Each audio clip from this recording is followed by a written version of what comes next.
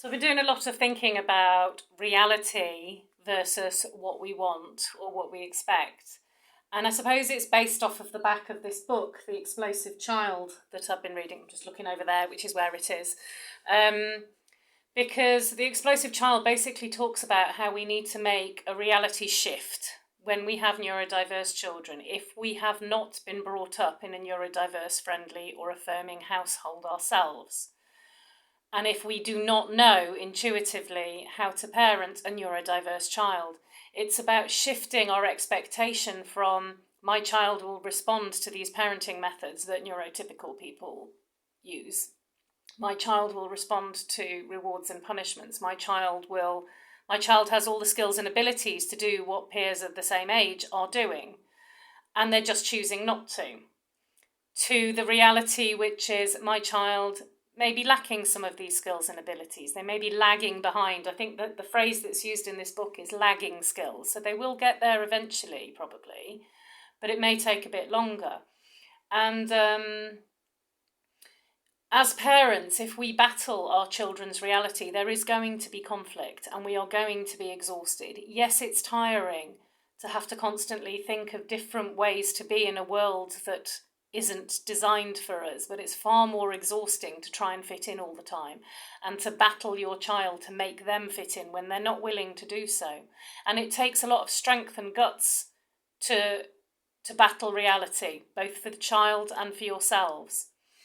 You know, and it's also when we go through the assessment process, part of the process is the impact of the process is that it's enormously validating, because finally our reality is believed that we are not the same as neurotypical people. We are not fitting into these square boxes that we've been trying to squeeze ourselves into all our lives. And many people have this approach of, well, once you've got the label and you've got the meds, if you've got ADHD, then you can just be normal, right?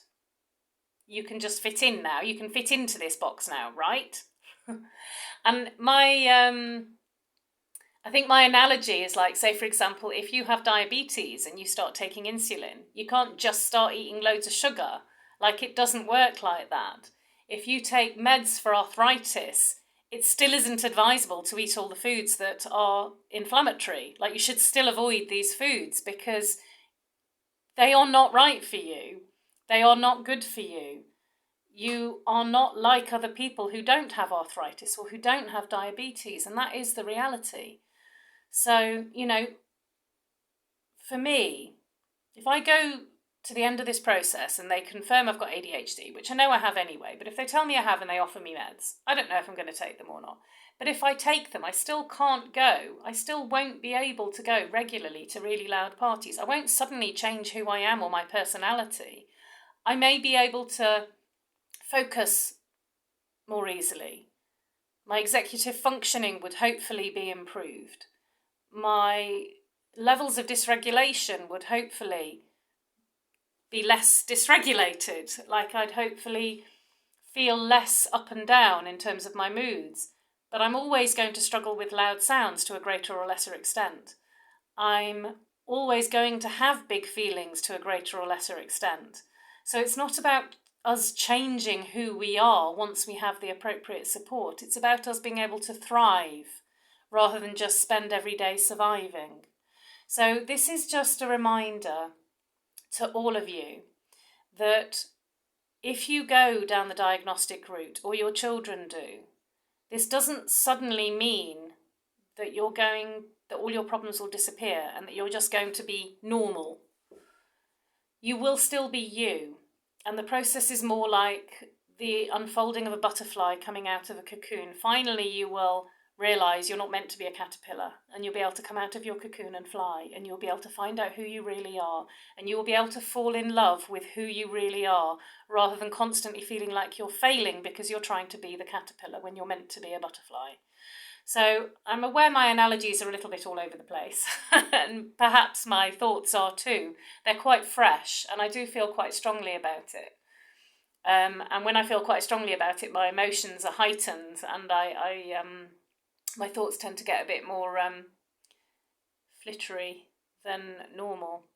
So I hope that this makes sense to you all, and I hope that it provides you with food for thought, because I do feel very strongly about this. We do not change after getting a label. We do not change after getting the right support. We are simply able to function better being who we are and learn to fall in love with who we are.